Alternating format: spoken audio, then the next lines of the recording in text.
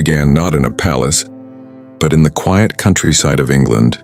In the year 1501, a girl named Anne Boleyn was born into a family of ambition, charm, and calculated intellect. Her father, Thomas Boleyn, was a clever courtier, fluent in languages, hungry for power.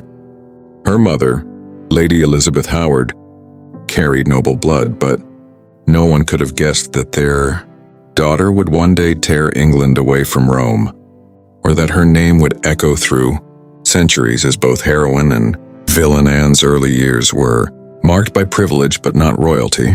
She was sent to the Netherlands for education, then to the French court, where she learned everything that would define her later charm: elegance, wit, and the mysterious art of seduction through conversation, not beauty, because in truth Anne wasn't conventionally beautiful. She had sharp features, dark eyes, and a confident smile, but what made her magnetic was her mind. When Anne returned to England, she stepped into the dazzling but dangerous world of King Henry the Male. Court, a realm where ambition and love could both crown and kill you. Henry was already married to Queen Catherine of Aragon, a Spanish princess and deeply religious woman. But their marriage had one fatal flaw: no male heir. Anne's older sister, Mary Boleyn, had already caught Henry's eye years before, but Anne was different. She refused to be just another mistress. When the king approached her, Anne said no. It wasn't an act of innocence. It was strategy. Her refusal drove Henry mad with desire. The king, who could have anything, suddenly found himself chasing a woman who wouldn't yield. Anne began writing letters, teasing, charming, intelligent, and soon her name was whispered in every corner of the palace. Some called her a witch, others a genius, and Henry, he called her the love of his life. But behind that romance, something much greater was building, the cracks of a religious and political earthquake that would split England forever. By 1527, Henry began petitioning the Pope for an annulment of his marriage to Catherine. He wanted to marry Anne and legitimize their future children. But the Pope refused. Catherine's powerful nephew, Charles V, ruled much of Europe, and the Vatican would not risk his wrath. Anne became more than a lover. She became Henry's advisor, his partner, and his spark of rebellion. Together they began challenging centuries of papal authority. She introduced him to reformist ideas, the early whispers of Protestantism. To Henry, this was destiny. To Anne, it was opportunity. In 1533, after nearly 7 years of waiting, secrecy, and scandal, Anne and Henry were married in secret. Catherine was cast aside. England's alliance with Rome was shattered, and Anne, the girl once dismissed as a flirt, was crowned Queen of England. But not everyone cheered. The people murmured. The courtiers gossiped. Even the Pope declared their union invalid. Anne's coronation was magnificent, but beneath the music, a storm was brewing. Anne Boleyn's reign began with triumph and tension. In June 1533, she was crowned Queen of England, wearing a golden gown, her dark eyes burning with determination. Beside her, King Henry VIII believed he had finally secured both love and legacy, but fate had other plans. Just 3 months later, Anne gave birth, not to the son Henry so desperately desired, but to a daughter, Elizabeth. The court went silent. Henry forced a smile, calling her a glorious beginning. But in private, disappointment shadowed his joy. Still, Anne was confident. She promised Henry sons would follow. She hosted scholars, musicians, and philosophers at her court, transforming it into a lively center of intellect and reform. She supported new ideas, especially the English translation of the Bible, making her a hero among reformers. But the old Catholic nobles despised her. To them, she was a witch, the concubine queen, who had destroyed England's bond with Rome. Even the people whispered her downfall, and then came tragedy. In 1534, Anne miscarried for the first time. Henry's patience began to fade. His eyes wandered, and soon, they landed on one of Anne's quiet ladies-in-waiting, Jane Seymour.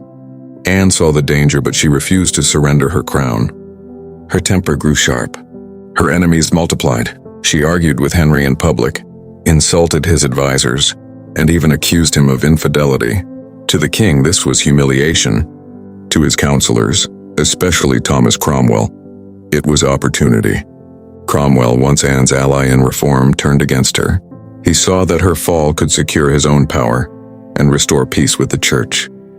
He began weaving a web of lies, whispers that Anne had betrayed the king. Meanwhile, Anne was pregnant again. She prayed this time for a son. But in January 1536, she suffered another miscarriage. The child, witnesses said, was male. That same day, Henry's first wife, Catherine of Aragon, died, and Henry, instead of mourning, dressed in yellow, celebrating as if a burden had been lifted. But for Anne, it was the beginning of the end. The king now openly courted Jane Seymour. Anne, desperate, clung to Henry's fading affection. She cried, begged, and fought, but his heart had turned cold. And behind palace doors, Cromwell's plan moved forward. Spring 1536, the court that once bowed before Anne Boleyn now whispered behind her back.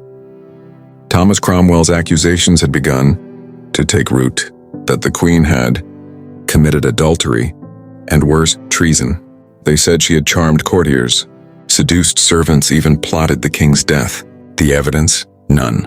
But in Henry's mind, doubt was enough. On May 2, 1536, Anne was arrested during a royal tournament. She was taken to the Tower of London, the same fortress where she had once watched her coronation procession. Now she entered as a prisoner. Inside the cold stone walls, she kept her composure. "I am the king's true wedded wife," she said. "No man can accuse me truly." Her brother George Boleyn was also accused, along with 4 innocent courtiers. The trial was a spectacle, public humiliation disguised as justice. Anne defended herself brilliantly, speaking with calm and clarity, but the verdict had been written long before the trial began, guilty of adultery, witchcraft, and treason. Even as Henry dined in celebration with Jane Seymour, Anne prepared for her death. On the morning of May 19, 1536, dressed in a gray gown and a white coif, she knelt before a French swordsman. "I pray God save the king," she said softly. For a gentler nor more merciful prince was there never. Then in one clean stroke it was over. Anne Boleyn was gone, but her story was far from over. Her death didn't silence her. It immortalized her. Just 11 days after her execution, Henry married Jane Seymour, and within a year, she gave him the son he always wanted. But destiny has a cruel sense of balance. Jane died soon after childbirth. As for Anne's daughter, the child Henry once dismissed as a disappointment, she grew into Queen Elizabeth I, one of the greatest monarchs in world history. The daughter of the doomed queen became the ruler who defined an era, the Elizabethan age. It was Anne's education, her intellect, her love of reform and independence that flowed through Elizabeth's veins. In her, Anne's legacy lived, proof that the woman they called witch had shaped the very foundation of modern England. Anne's death also cemented a revolution. Her marriage had triggered the English Reformation, breaking England from the Catholic Church and giving birth to the Church of England. A power shift that changed Europe forever. 5 centuries later, historians still debate. Was Anne Boleyn a manipulative temptress or a brilliant visionary caught in a man's world? Perhaps she was both ambitious, flawed, and unforgettable. She changed not just a king, but a kingdom. And in every shadowed corridor of the Tower of London, her story still whispers. Power is never given, it's taken. From a commoner to a queen, from love to legend. Anne Boleyn's story reminds us that power always comes with a price. Subscribe for more unbelievable true stories from history, only on Wizzdom Tales.